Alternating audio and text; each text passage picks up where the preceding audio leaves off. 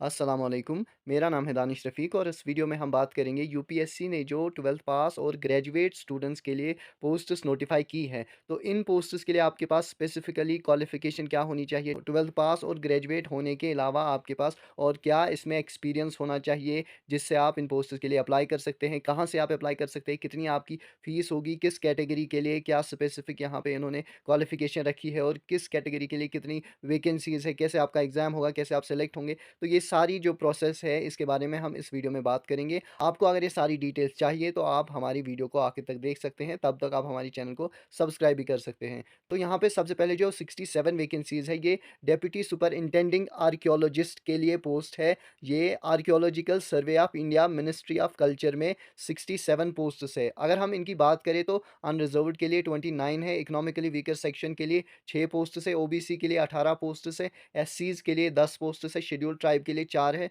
और physically challenged के लिए 2 वैकेंसीज़ हैं। इसमें आपका पे स्केल जो है लेवल 10 के अकॉर्डिंग होगा। एज की अगर हम बात करें तो अनरिजर्व्ड और इकोनॉमिकली वीकर सेक्शंस के लिए 35 मैक्सिमम एज लिमिट है, 38 ईयर्स ओबीसी के लिए है, 40 एससीज़ एसटीज़ के लिए है और 45 फिजिकली चैलेंज्ड के लिए है। यानी इससे ऊपर अगर आपकी एज होगी तब आप इसके लिए अप्लाई नहीं कर सकते। और एजुकेशनल क्वालिफिकेशन की अगर हम बात करें तो आपने मास्टर्स किया हुआ होना चाहिए आर्कियोलॉजी में या आपकी मास्टर्स डिग्री होनी चाहिए इंडियन हिस्ट्री में, जिसमें आपने एक सब्जेक्ट पढ़ा हुआ होना चाहिए। अगर आपका सेमेस्टर वाइज़ था या ईयर वाइज़ था तो आपने 1 साल में एंशिएंट हिस्ट्री या मिडीवल इंडियन हिस्ट्री एक पेपर पढ़ा हुआ होना चाहिए। अगर आपकी मास्टर्स डिग्री इसमें नहीं है तो आपकी मास्टर्स डिग्री एंथ्रोपोलॉजी में होनी चाहिए, जिसमें आपने स्टोन एज और आर्कियोलॉजी एज़ अ सब्जेक्ट पढ़ा हुआ होना चाहिए। अगर आपकी इसमें भी मास्टर्स नहीं है तो आपके पास जियोलॉजी में मास्टर्स होनी चाहिए, जिसमें आपने प्लीस्टोसीन जियोलॉजी एक सब्जेक्ट पढ़ा हुआ होना चाहिए। और इसके अलावा आपके पास एडवांस्ड डिप्लोमा होना चाहिए आर्कियोलॉजी में कम से कम 1 साल का। और अगर इसके अलावा आपके पास कोई और क्वालिफ़िकेशन है,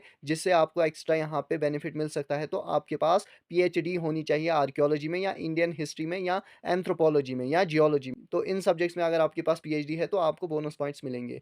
और ये जो क्वालिफ़िकेशन यहाँ पे इन्होंने रखी है, जिसमें आपने देखा कि एक्सपीरियंस होना चाहिए, डिप्लोमा होना चाहिए, इसमें ये रिलैक्सेशन दे सकते हैं लेकिन एससीज़ और एसटीज़ को। और ये जो एक्सपीरियंस इन्होंने यहाँ पे माँगा है, इसमें ये रिलैक्सेशन दे सकते हैं लेकिन वो कैंडिडेट्स जो एससीज़ और एसटीज़ होंगे, बाकी सबको यहाँ पे एक्सपीरियंस होना कंपल्सरी है। और अगर इनके काम के बारे में हम बात करें तो आपको डॉक्यूमेंटेशन का ख़्याल रखना होगा, विलेज टू विलेज आपको सर्वेज़ करने होते हैं, आपको इंस्पेक्शन नोट्स बनाने होते हैं और जहाँ पे भी कहीं गवर्नमेंट प्रॉपर्टी में एनक्रोचमेंट की जाए या गवर्नमेंट प्रॉपर्टी को नुकसान पहुँचाया जाए, आपको उसके लिए भी स्टेप्स उठाने हैं कि ये प्रोसेसेस जो है कम हो जाएँ। और आपको एक्सकवेशंस करानी है जिससे हमें और जो है नॉन लिटरेरी सोर्सेज़ के बारे में यानी आर्कियोलॉजिकल सोर्सेज़ के बारे में पता चले और हम हिस्ट्री के बारे में और पता कर सकें। और ये जो पोस्ट है आपकी परमानेंट पोस्ट है, कोई कॉन्ट्रैक्चुअल पोस्ट ये नहीं है, ये आपकी गेज़ेटेड पोस्ट है। आपको इसके लिए कहीं पे भी जॉब मिल सकती है इंडिया में। और जो दूसरी तरह की वैकेंसीज़ है, ये 15 वैकेंसीज़ है केबिन सेफ्टी इंस्पेक्टर के लिए, directorate general of civil aviation, ministry of civil aviation में ये 15 पोस्ट्स है। तो इसके लिए अनरिज़र्व्ड के लिए 6 पोस्ट्स है, ईडब्ल्यूएस के लिए 1 है, ओबीसी के लिए 5 है, एससीज़ के लिए 2 है, शेड्यूल्ड ट्राइब्स के लिए 1 है और फिज़िकली चैलेंज्ड के लिए 1 है। इसमें जो आपकी पे स्केल है वो लेवल 11 की है और इसमें अनरिज़र्व्ड और इकोनॉमिकली वीकर सेक्शंस की एज जो है 40 साल से ज़्यादा नहीं होनी चाहिए, ओबीसीज़ 43 से ज़्यादा नहीं होने चाहिए, एससीज़ एसटीज़ 45 से ज़्यादा नहीं होने चाहिए और पीडब्ल्यूडीज़ जो है 50 साल से ऊपर नहीं होने चाहिए। और इसमें जो आपकी क्वालिफ़िकेशन है, आपने सिर्फ़ 12th की हुई होनी चाहिए, वो भी किसी भी स्ट्रीम में। लेकिन आपके पास 10 साल का एक्सपीरियंस होना चाहिए, एज़ ए केबिन क्रू आपने काम किया हुआ होना चाहिए। और आप इस वक़्त भी जब आप अप्लाई करेंगे, जब आपने 10 साल as a cabin crew work किया हुआ होगा, तो उस वक़्त भी जिस वक़्त आप अप्लाई करेंगे यानी जब तक इन फॉर्म्स के लिए आपकी लास्ट डेट है, तब तक भी आप काम कर रहे होने चाहिए। तभी आप इसके लिए अप्लाई कर सकते हो। डिज़ायरेबल क्वालिफ़िकेशन का मतलब है that this is not mandatory but if you have desirable qualification, it will definitely fetch you extra marks, bonus points and place you above all those candidates who do not have desirable qualification. तो मतलब इसका सिर्फ़ इतना है कि अगर आपके पास desirable qualification है, तो आपको इससे बोनस पॉइंट्स मिल सकते हैं, प्रेफ़रेंस आपको ज़्यादा दिया जाएगा। तो आपके पास अगर बैचलर्स डिग्री है और अगर आपने as an emergency procedure instructor directorate general of civil aviation में काम किया हुआ होगा। लेकिन यहाँ पे भी जो आपका एक्सपीरियंस है, वो बोर्ड की डिस्क्रिशन पे यानी यूनियन पब्लिक सर्विस कमीशन की मर्ज़ी पे एससीज़ और एसटीज़ अगर इन कैटेगरीज़ से स्टूडेंट्स के पास एक्सपीरियंस नहीं हुआ, तो उनको एग्ज़ेम्प्ट किया जाएगा कि उनके लिए यहाँ पे कोई भी एक्सपीरियंस नहीं माँगा जाएगा और उनको कोई भी एक्सपीरियंस कंपल्सरी नहीं होगा। अगर उनके पास सिर्फ़ जो है 12th पास वो होंगे, तो वो यहाँ पे अपीयर हो सकते हैं। और ये पोस्ट भी आपकी कॉन्ट्रैक्चुअल नहीं है, यानी ये भी आपकी गेज़ेटेड पोस्ट है और परमानेंट इन नेचर है।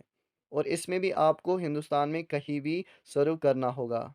इसके लिए जो आप अप्लाई कर सकते हैं, आप www.upsconline.nic.in पे जाएँगे। वहाँ पे अगर आपके पास वन टाइम रिक्रूटमेंट एप्लीकेशन नहीं बना हुआ है, अगर आपने यूपीएससी की किसी भी पोस्ट के लिए आज तक अप्लाई नहीं किया है, तो सबसे पहले आपको रजिस्ट्रेशन करानी होगी। उसके बाद वहाँ पे आप रिक्रूटमेंट जो उनका वहाँ पे ऑप्शन आता है, वहाँ पे देखेंगे और इन पोस्ट्स पे आप क्लिक करके अप्लाई करेंगे, जिसके लिए भी आप अप्लाई करना चाहते हो और आप एलिजिबल होंगे, आप इसके लिए अप्लाई कर सकते हैं। इसके लिए जो स्टार्टिंग डेट है वो 17 अगस्त 2024 से है और लास्ट डेट इसकी जो है 5 सितंबर 2024 तक है। तो 5 सितंबर 2024 तक आप इसके लिए अप्लाई कर सकते हैं। और अगर आप रिज़र्वेशन का फ़ायदा उठाना चाहते हैं, तो आपको पहले ही ख़्याल रखना है, जिस वक़्त आप यहाँ पे रजिस्ट्रेशन कराएँगे, उसी वक़्त आप वहाँ पे कैटेगरी सेलेक्ट करेंगे। क्योंकि अगर आपने एक बार कैटेगरी अपनी कुछ और सेलेक्ट कर ली, उसके बाद आप चेंज करना चाहेंगे, तो वो वैसा नहीं हो सकता। आप अगर सिटीज़न ऑफ़ इंडिया, नेपाल और भूटान के सब्जेक्ट हैं, आप इसके लिए अप्लाई कर सकते हैं। और इस पोस्ट के लिए आपकी जो सिलेक्शन है, वो प्योरली आपके इंटरव्यू के बेसिस पे होगी।